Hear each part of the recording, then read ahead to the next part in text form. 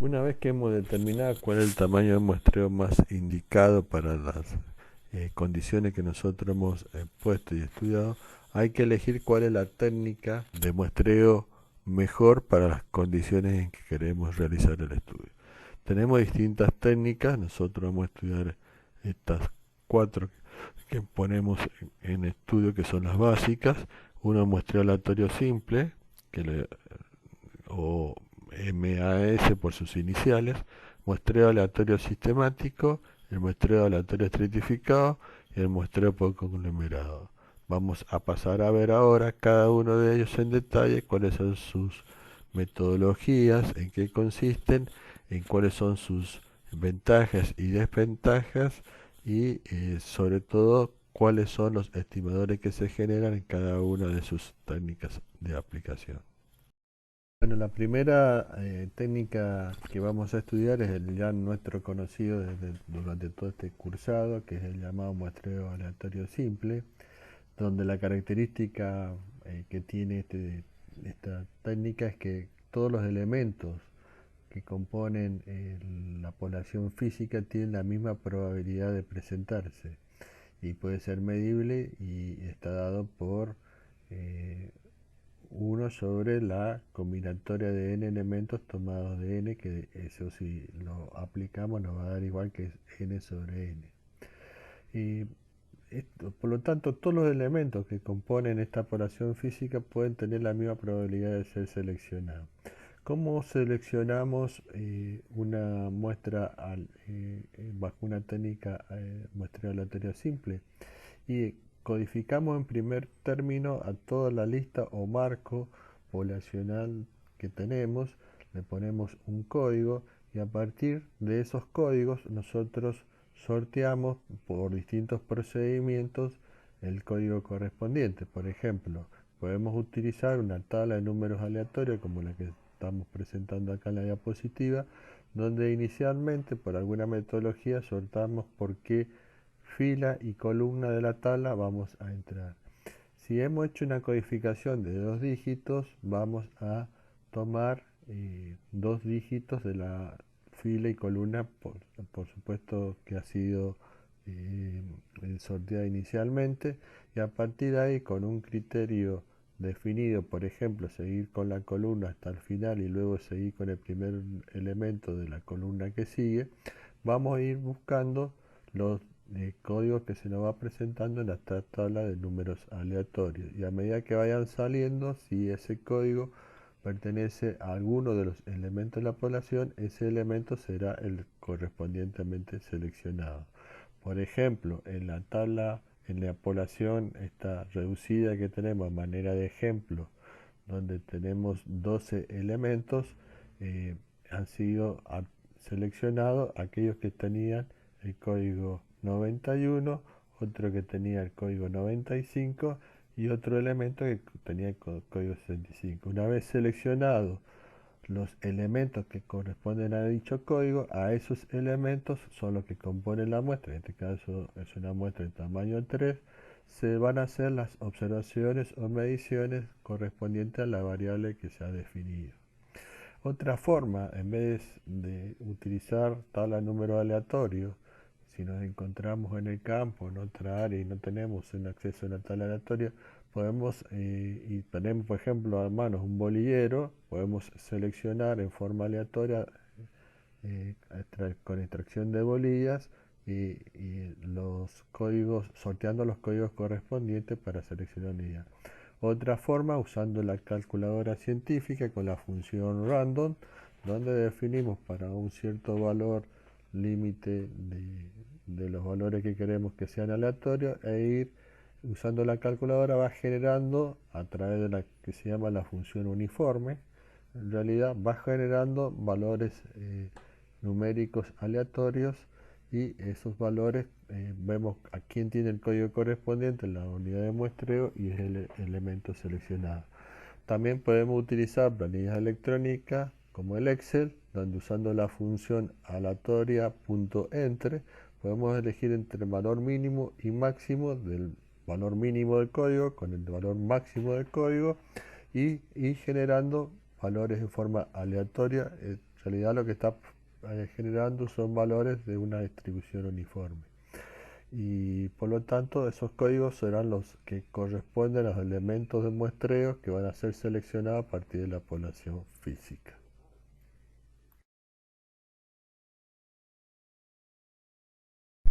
Una vez que aplicamos la técnica de muestreo aleatorio simple y seleccionamos los individuos y los medimos, podemos luego aplicarles estimadores a esa muestra, por ejemplo el el estimador de la media, que como ustedes recuerdan en estadística descriptiva aprendíamos que x barra es el cociente entre la suma de todos los valores de x dividido el tamaño muestral, y el error del estimador de x barra por lo que vimos en la teoría de distribución de muestreo es igual a la desviación estándar de la variable original, o sea, la estimación de la misma, dividido la raíz cuadrada del tamaño muestral.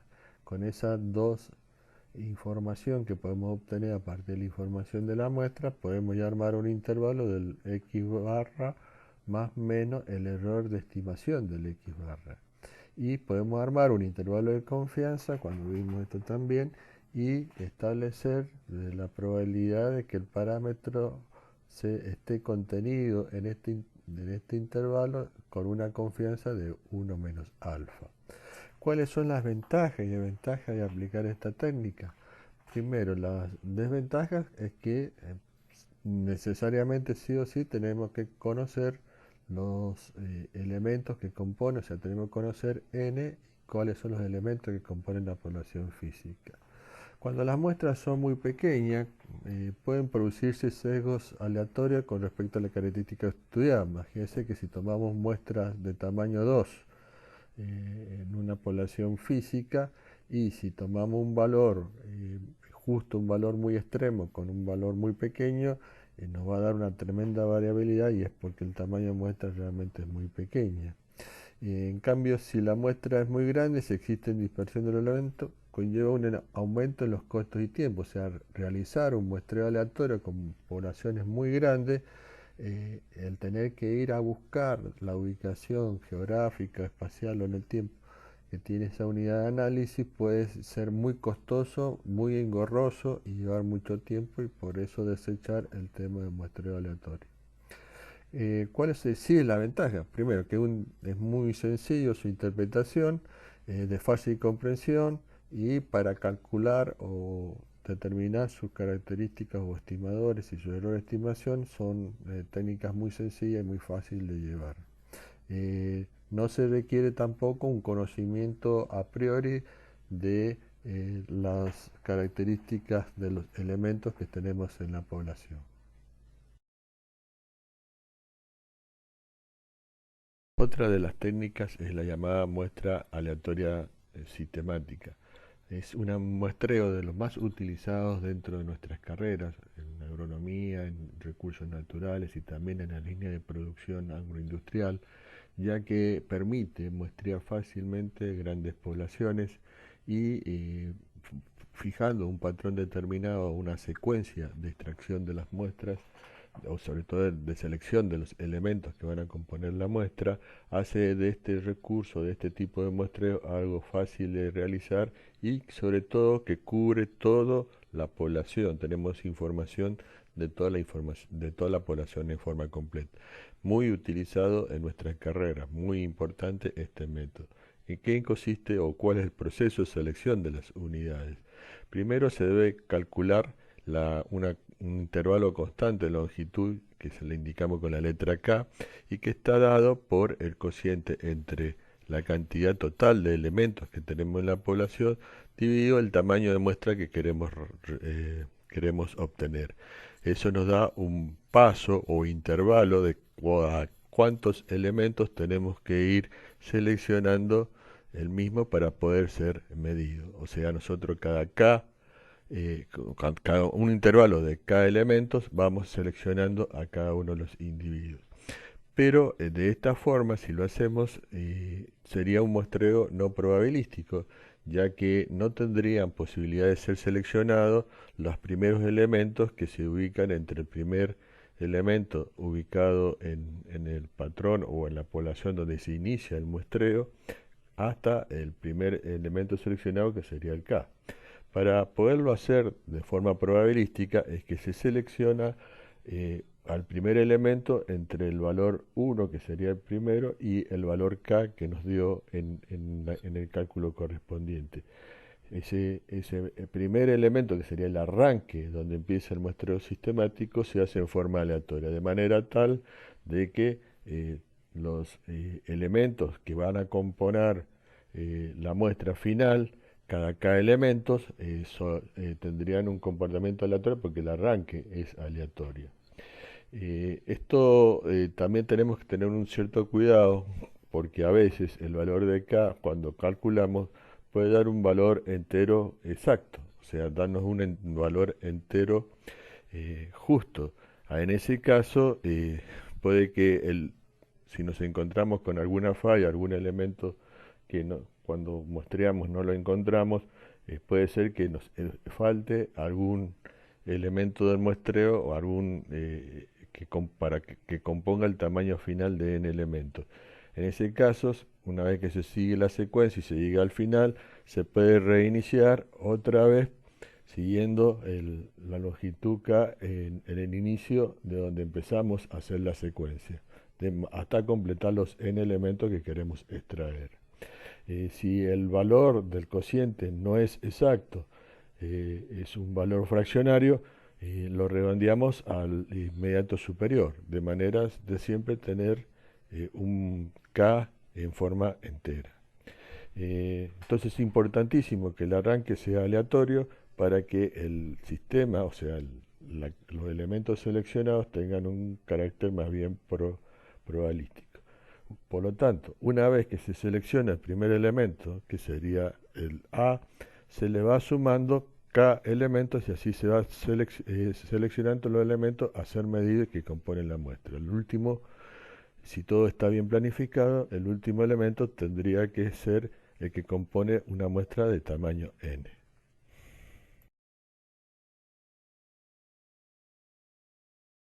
Veamos en la siguiente diapositiva un ejemplo más claro sobre lo que acabamos de decir. Entonces tenemos ordenados de alguna forma a toda la población de elementos a muestrear y por lo tanto obtenemos el valor de K, que sería el paso o la longitud del intervalo de cada cuántos elementos tenemos que extraer. Por lo tanto, una vez sorteado y teniendo el arranque, que sería el valor de A inicial, a partir de ahí se hace el salto sistemático, que sería la longitud de valor K, y el primer elemento, que sería el x12, el segundo seleccionado, x4, y se sigue la secuencia en la otra línea hasta llegar al próximo elemento seleccionado, que es x21, luego x23 y x25. O sea, se van haciendo paso cada tantos elementos para poder luego ir seleccionando al elemento sistemáticamente y así componer la muestra de n tamaño. También se ha puesto muy de práctica últimamente el utilizar datos georreferenciados o software que trabajan con zonas geográficas o puntos geográficos, como el QGIS, por ejemplo, que hay cursos específicos para manejo de él en nuestras carreras, y uno puede solicitarle al sistema, o sea, al sistema informático, que arme una grilla de puntos. Automáticamente el software le marca una cuadrícula de puntos que en realidad sería un muestreo sistemático donde cada punto de los cuadriculados de la grilla que conforma sería el punto o elemento o lugar donde tendríamos que ir muestrear. O sea, el uso de estas grillas en forma sistemática también son ejemplos de muestreos sistemáticos.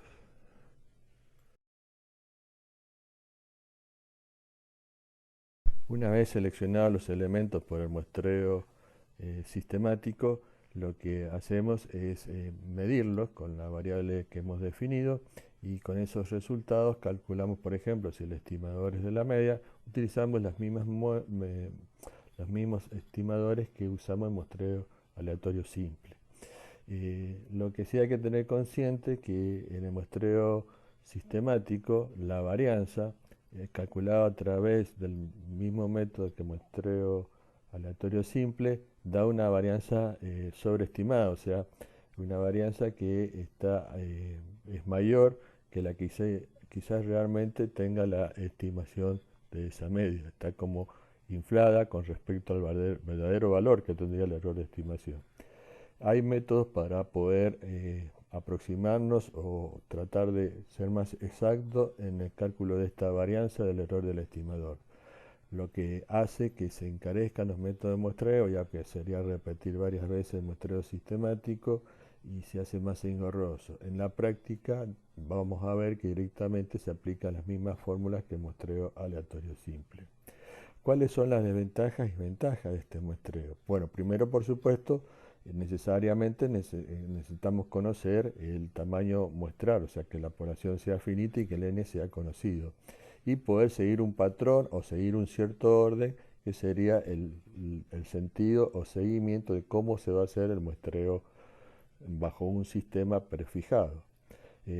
Si K está asociado a un fenómeno de interés de estimación, puede estar afectado por un sesgo de selección y también la posibilidad de sobreestimar la varianza, que es el problema que definimos para este caso de muestreos sistemático, donde cuando estimamos el error de estimación, ese valor puede que esté, en general, está sobreestimado. ¿Cuáles son las ventajas? Y es un muestreo muy sencillo, es confiable en los valores que da, sobre todo los valores de las medias son muy confiables, además que se tiene información de toda la población porque se la recorre en todo el sentido del muestreo sistemático, tenemos información de todo el espacio, todo el lugar donde se está ubicado los elementos de la población. Que es otra la ventaja, o sea, recorrer toda la población y tener información completa de todos los puntos, no de todos los puntos, sino de todo el recorrido, el mayor espacio de los elementos ubicados en distintos puntos donde se ubica la población. Ese es un factor que ayuda bastante. Si la población está ordenada siguiendo una tendencia conocida, se logra obtener información de toda ella que justamente tiene que ver con este recorrido total del espacio. Por ejemplo, si tenemos un cuartel de viñedos y hacemos un muestreo sistemático, vamos a recorrer de punta a punta todo el cuartel sacando elementos o seleccionando elementos cada acá de todo el cuartel. Y eso es muy importante por la información que aporta.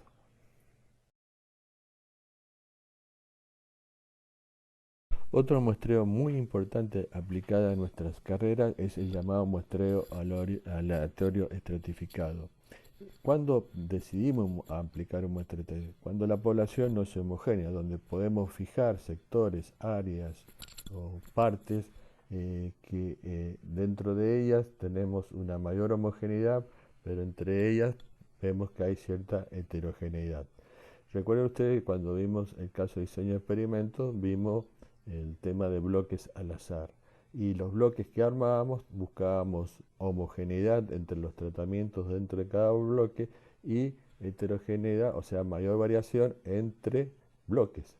Acá es exactamente la misma idea. O sea, el diseño experimental por bloque al azar es un caso de muestreo aleatorio estratificado, donde la población no es homogénea, sino que se pueden ubicar ciertos subgrupos o áreas que dentro de ellas hay mayor homogeneidad y hay mayor heterogeneidad entre subgrupos que conforman la población física total. Por lo tanto, la idea del proceso de selección de las unidades sencillamente corresponde en dividir a la población en L subgrupos que reciben el nombre de estratos, y por lo tanto es dividir a la población en estratos poblacionales. La cantidad de estratos poblacionales en la cual lo dividimos nosotros lo indicamos con la letra L.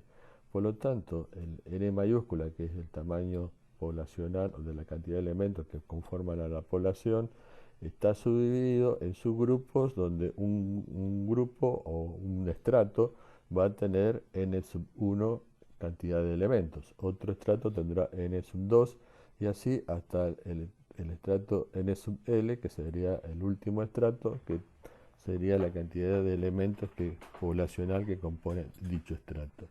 ¿En qué consiste el muestreo una vez separado en zonas homogéneas? Bueno, vamos a cada uno de esos estratos y podemos dentro de ellos realizar un muestreo aleatorio sistemático o un muestreo aleatorio simple.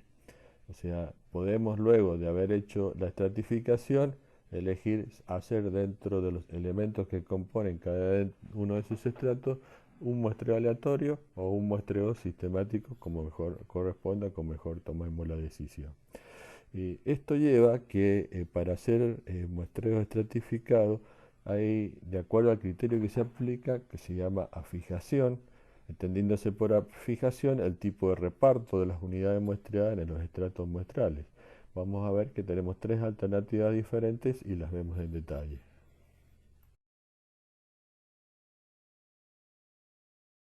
La primera alternativa es muestreo aleatorio estratificado con afijación simple. ¿En qué consiste esto? En que cada estrato, que está compuesto por un n grande sub i para el estrato iésimo de elementos que componen poblacionalmente, nosotros vamos a sacar una muestra n minúscula sub i, que sería la cantidad de elementos a muestrear en dicho estrato. Si los n minúsculas de elementos a muestrar en cada estrato son iguales, tenemos un muestreo aleatorio estratificado con afijación simple. O sea, consiste básicamente en de que de cada estrato vamos a sacar el mismo tamaño muestral de cada uno de los estratos.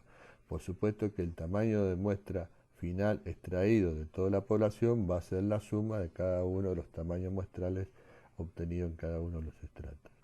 En cambio, el muestreo aleatorio con afijación proporcional, que es la segunda alternativa, la muestra se obtiene seleccionando un número de individuos proporcional al número o el tamaño que tiene el estrato.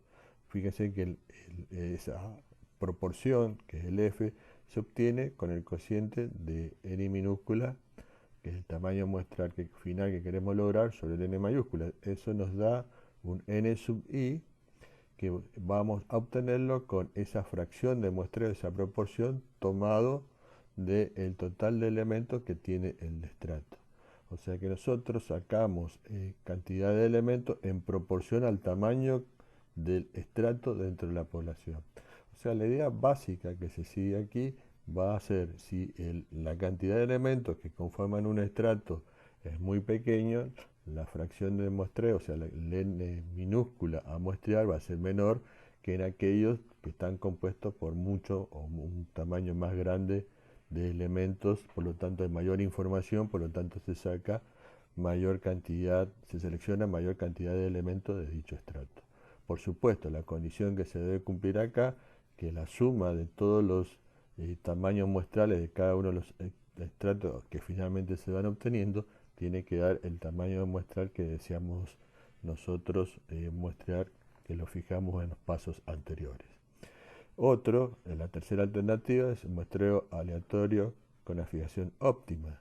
En este caso, lo que se incorpora como información es la varianza o la variación que tiene cada uno de los estratos. O sea, la idea aquí es decir, bueno, aquellos que tienen estratos que tienen mayor variabilidad, voy a seleccionar más elementos de ese estrato que en aquellos estratos que haya mucho o que son muy similares los valores o valores, determinaciones que tengamos con respecto a la estimación de la varianza.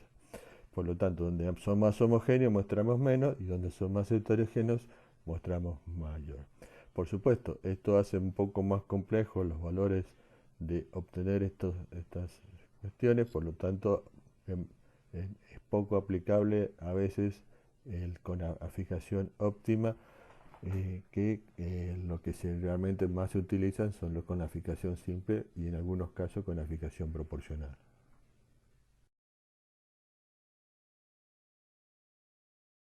Veamos en esta diapositiva, por lo tanto, toda la población con los n elementos que formamos lo subdividimos en el primer caso en 3 subestratos, por lo tanto L es igual a 3, donde se agrupan una serie de cantidad de individuos que tienen características homogéneas entre sí dentro de estos subgrupos y son mayor variabilidad entre grupos que componen, o entre estratos que componen a la población en general. En la segunda, también en vez de encontrar tres subgrupos, encontramos cuatro subgrupos diferenciados por alguna característica que a priori nosotros debemos conocer. Por lo tanto, para armar los estratos tenemos que tener alguna información para fijar un criterio de cómo estratificar, con qué criterio vamos a estratificar.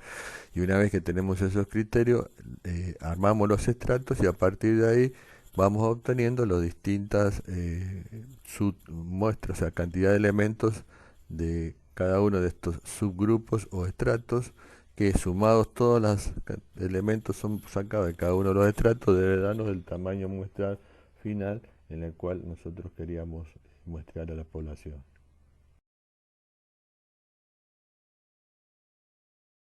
Una vez conocidos los tamaños muestrales de cada uno de los estratos y la metodología que van a ser seleccionados en cada uno de ellos, obtenemos las mediciones correspondientes y podemos estimar, en este caso, por ejemplo, la estimación de la media de cada uno de esos estratos y luego la estimación de la media general de toda la población.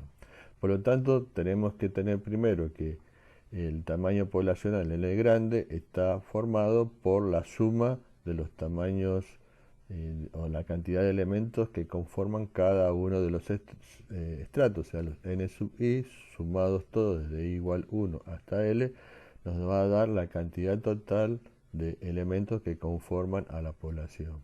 Con el mismo criterio, si queremos obtener una muestra de tamaño n, va a ser igual a la suma de cada uno de los tamaños muestrales que aplicamos en cada uno de los estratos, o sea, los n sub i sumados todos desde i1 hasta l. ¿Cómo obtenemos la media de la estimación de la media poblacional?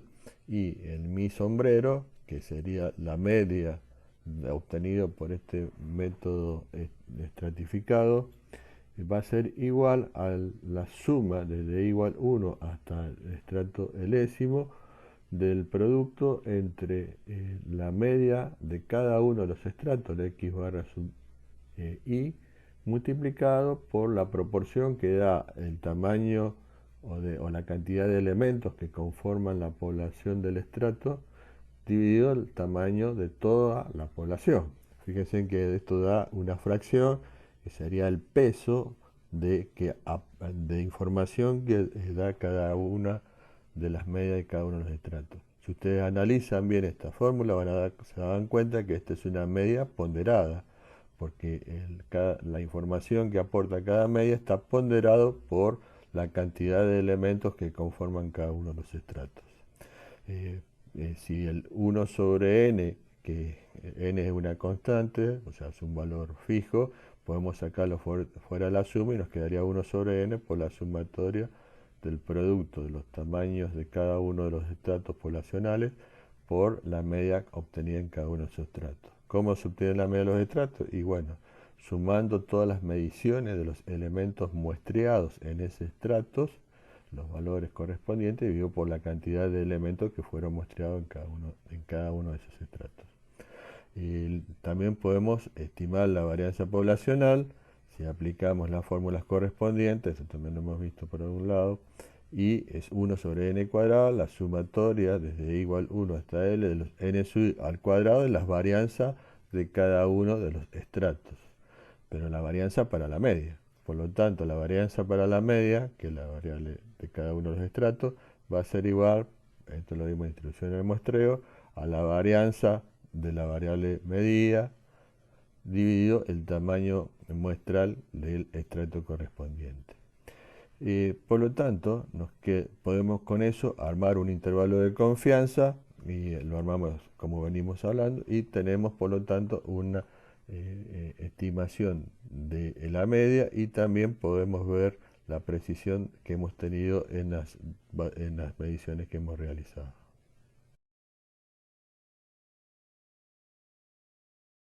¿Cuáles son las desventajas y ventajas de utilizar este tipo de muestreo, esta técnica de muestreo? Y primero, por supuesto, igual que en el caso sistemático, necesitamos conocer cuál es el tamaño muestral perdón, el tamaño poblacional, la cantidad de elementos que componen la población, que es el N grande. Y por supuesto, para poder lograr y armar los estratos correspondientes, necesitamos a priori tener alguna información de el criterio que vamos a usar para estratificar. A veces se suele ser difícil saber si un elemento determinado pertenece a uno u otro estrato. A veces no se hace sencillo marcar los límites exactos donde empieza y termina otro estrato.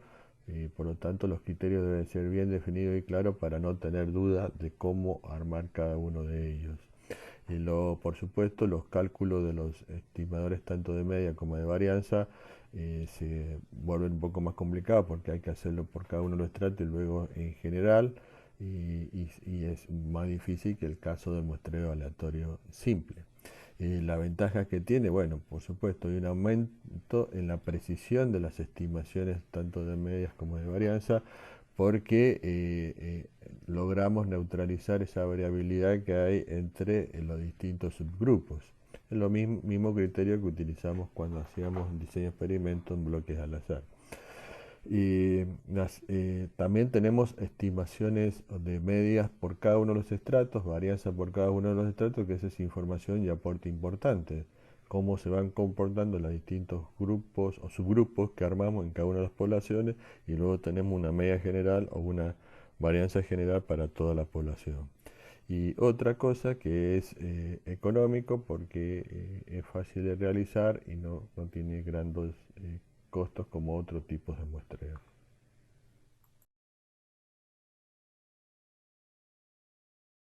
Otra alternativa de muestreo o técnica es el llamado conglomerado, muestreo por conglomerado o clusters, que consiste en seleccionar en forma aleatoria determinados colectivos o grupos que tienen la característica de que ese grupo dentro de sí es muy heterogéneo, pero es muy homogéneo entre clúster o conglomerados que la componen. Esto es, por ejemplo, un ejemplo típico, esto cuando se hacen los muestreos, en el caso de encuestas de hogares, nosotros tenemos barrios donde las distintas manzanas que componen el barrio correspondiente, esas manzanas dentro de los barrios suelen ser semejantes o muy similares en la conformación de las casas que lo componen. Pero dentro de las manzanas podemos encontrar que los grupos o las casas que arman a la manzana pueden ser de distinto nivel económico o de distinta performance en cómo la composición de personas o grupos familiares que la componen. En este caso, donde tenemos esa característica que dentro del clúster o del conglomerado tenemos una alta heterogeneidad y tenemos una gran similitud entre clúster, hacemos este muestreo que se llama por conglomerado. La idea básica que se sigue en este proceso de selección de las unidades es determinar los distintos conglomerados o grupos de colectivos, y luego sorteamos los conglomerados, y el conglomerado que salga sorteado, a ese conglomerado se lo mide y no al resto de los conglomerados no seleccionados.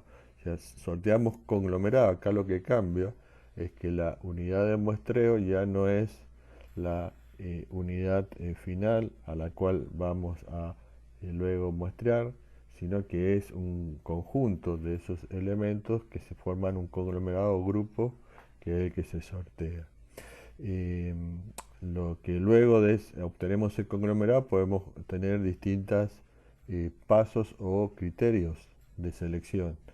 Un conglomerado sorteado puede ser que una vez que sea sorteado, todos los elementos que la conformen al conglomerado los medimos.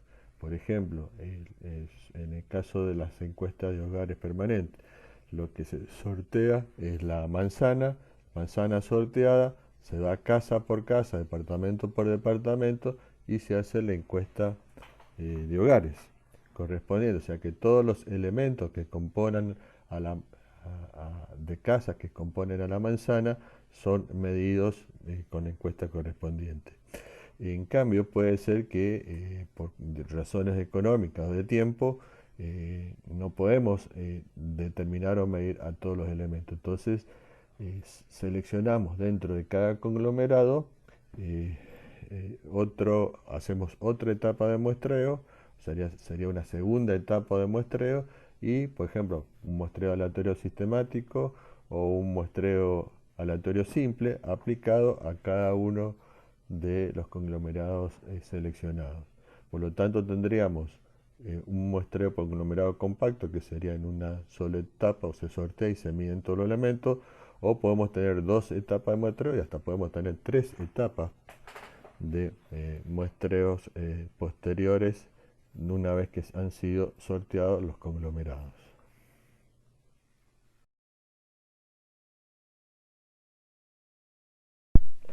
En este caso, en esta diapositiva, vemos gráficamente esta misma idea. Tenemos en el primer caso la composición de 20 conglomerados, 20 grupos que se han armado y sorteamos 5 conglomerados. Los 5 conglomerados se seleccionan todos los elementos que la componen y se forma luego la muestra con todos los elementos de esos conglomerados, los cuales van a ser medidos posteriormente. En el segundo caso, vemos la diferencia entre la idea de de un muestreo estratificado versus un muestreo por conglomerado. En el primer caso se muestrean, o sea, primero se estratifican a la población y dentro de ese estrato, en este caso se ha hecho un muestreo aleatorio simple, se seleccionan aleatoriamente algunos de los individuos que componen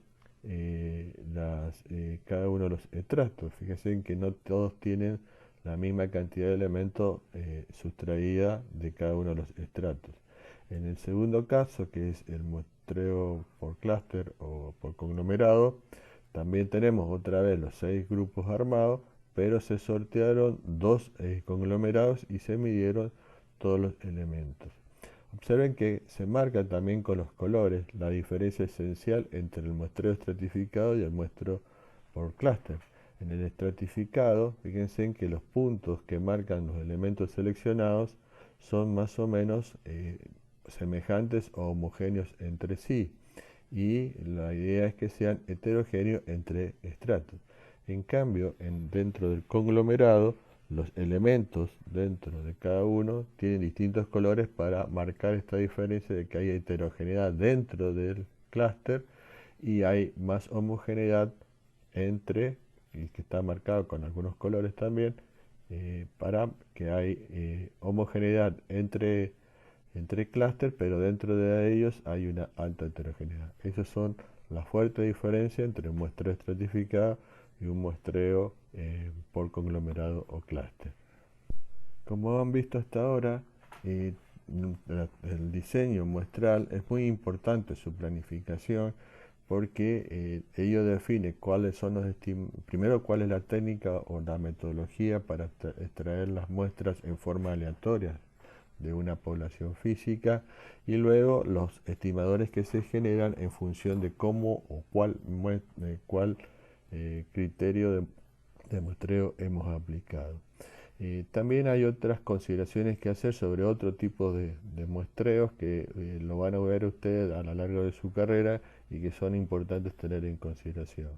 Primero, la extracción de muestra puede ser que tengamos muestreos a granel, o sea, de grandes cantidades, por ejemplo en el área de bromatología pasan estas cosas, donde puede ser que la unidad a muestrear, la unidad de muestreo, es un material delimitado, claro, por ejemplo, en la primera imagen o fotografía que tenemos cajas o bloques de plástico que envuelven cantidad de latas de cerveza, que serían las unidades de muestra, por lo tanto uno estaría sorteando cajas y donde cada elemento a muestrear está bien definido y bien claro.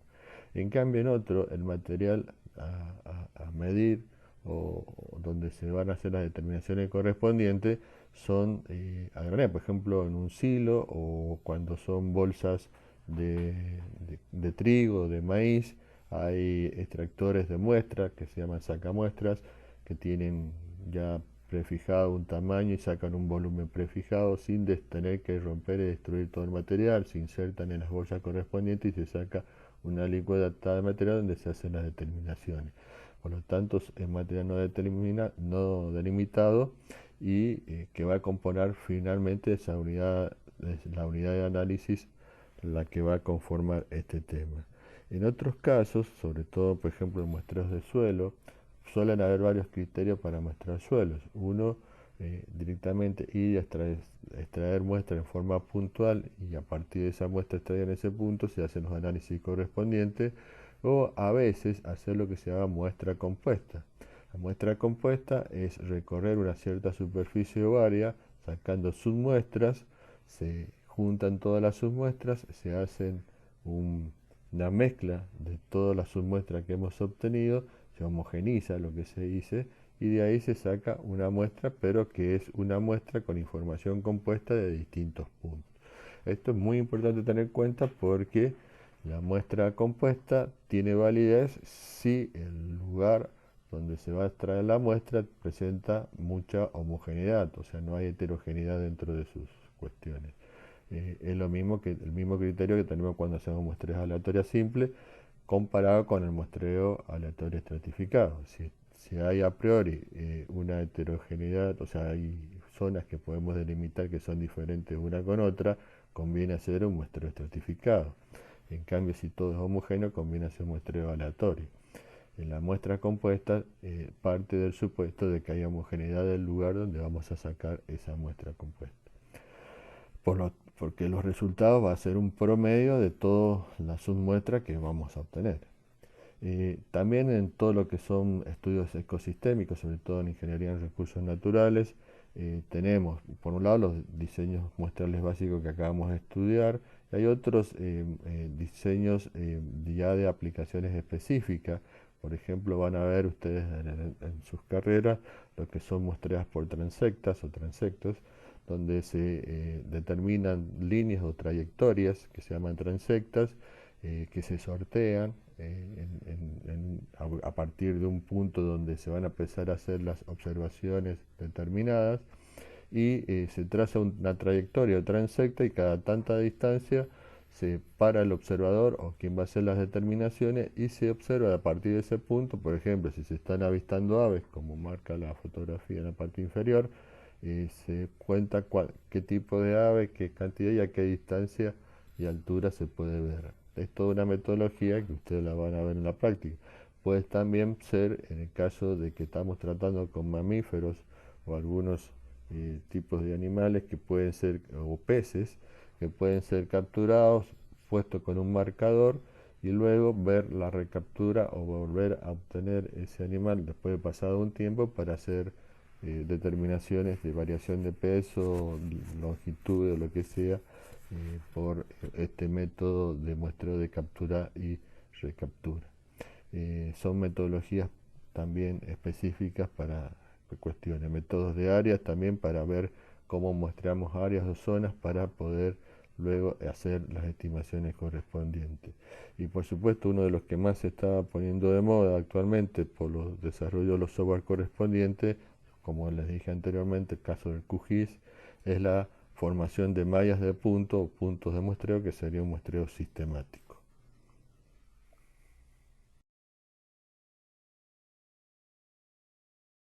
¿Cuáles son entonces los conceptos aprendidos en la clase de hoy? Bueno, primero los conceptos básicos para reafirmar algunos temas como unidad de muestreo, unidad de análisis, población, muestra, estimadores, que hemos venido viendo desde el principio de este cursado en estadística descriptiva en adelante. Diferenciar bien que nosotros podemos tener muestreos que son probabilísticos y muestreos no probabilísticos. Los que podemos aplicar la estimación, los estimadores y por lo tanto los estimadores acuérdense que eran medidas que se aplicaban, funciones que se aplicaban a muestras de características aleatorias. Para que sean aleatorias necesitamos que el muestreo sea probabilístico. No podemos tener errores de las estimaciones si no hacemos un muestreo probabilístico. Eh, Vemos las características y tipos, los no probabilísticos, para tener una idea de cuáles, sobre todo en el tema de cuando se hacen ciertas encuestas y que son de amplias aplicaciones y por lo tanto es un nacimiento ligero de en qué consisten estos muestreos no probabilísticos. Eh, También hemos desarrollado para tener conciencia de que el hecho ya de muestrear cometemos errores. ¿De qué forma podemos armar todo un diseño muestral teniendo en cuenta que tenemos errores en las estimaciones debido al muestreo y también errores debido a no haber planificado y diseñado bien nuestro o estructura de cómo extraer las muestras, qué cantidad de elementos extraer y cómo obtener la información? Por eso es muy importante conocer las etapas que de un proceso muestral para poder reducir estos errores, llevarlo a la mínima expresión, lo cual genera un diseño muestral. Este diseño muestral tiene varias subetapas, sobre todo primero definir el marco poblacional, o sea, si podemos determinar la cantidad de elementos que compone, que es el tamaño poblacional, o por lo menos saber cuáles son los elementos que componen nuestra población objeto de estudio. Una vez conocida esta información, la primera pregunta es cuántos elementos voy a muestrear, o sea, qué cantidad de elementos de N minúscula voy a sacar de una población determinada. Y luego que ya defino cuál es el tamaño muestral que quiero seleccionar en función de la variable que estoy estudiando, el tamaño muestral está fijado y tiene un criterio de fijación en función de la variabilidad que tiene la variable que yo estoy midiendo, la precisión que yo quiero obtener en las estimaciones y el error máximo admisible que permito realizar. Luego, fijado el tamaño muestral, tengo que determinar cuál de las técnicas o metodología de muestra es la más indicada para el caso de los objetivos que yo tengo de información a obtener. Según esos criterios puedo aplicar un muestreo aleatorio simple, que básicamente cuando tenga homogeneidad puedo tener el tamaño muestral n y conozco todos los elementos y no puedo subagruparlos en grupos específicos por alguna información a priori, directamente aplico un muestreo aleatorio simple. Si en cambio tengo información que puedo armar conglomerados, racimos o grupos que forman estratos y a partir de ahí sacar en forma diferencial elementos de cada uno de esos grupos, tendré un muestreo aleatorio estratificado. Si quiero recorrer todos los elementos, tener una información completa de toda la población, puedo aplicar un muestreo aleatorio sistemático y para hacerlo probabilístico lo único que tengo que tener cuidado es que el primer elemento que conforma la secuencia de extracción de muestra del muestreo sistemático tenga un carácter aleatorio. Por lo tanto, el primer elemento entre 1 y el k, que será el intervalo de cada cuánto muestrear, lo sorteo y obtengo el primer arranque que sea en forma aleatoria. Lo único que tengo que tener consciente es que esa varianza que obtengo como estimadores está sobreestimando la verdadera varianza del muestreo sistemático. Y también hemos visto la diferencia si en el caso de muestreos conglomerados. Conglomerado, lo que se busca es que haya una alta heterogeneidad en cada uno de los grupos o conglomerados que se conforman y sean semejantes entre conglomerados. No hemos dado los estimadores y la forma de calcular la varianza porque de acuerdo si es en una etapa, en dos etapas, lo cual hace que la forma de estimar las medias y las varianzas depende también de los pasos de cada uno de los submuestreos que vamos haciendo de cada uno de los conglomerados. Por lo tanto, y eso ya se vuelve más complejo, ya se escapa un poco a los tiempos que tenemos en este curso. Pero son fácilmente de consultar y se pueden determinar. También hemos visto rápidamente algunas otras técnicas que ustedes quizás puedan ir viendo durante su carrera y que son ya de específica aplicación en las áreas que se están estudiando. Para poder, por supuesto, comprender todas estas temáticas, tenemos que tener bien afianzados los conceptos previamente vistos de población y muestra, que hemos venido viendo desde el primer día de clase, todo lo que hemos desarrollado en estadística descriptiva, los conceptos que basan sobre todo en las estimaciones en los estimadores y en los errores de los estimadores que hemos aprendido en la distribución de muestreo y por lo tanto la estimación del parámetro y armado de intervalo de confianza, que es lo que nosotros finalmente queremos hacer. Muchas gracias por su atención.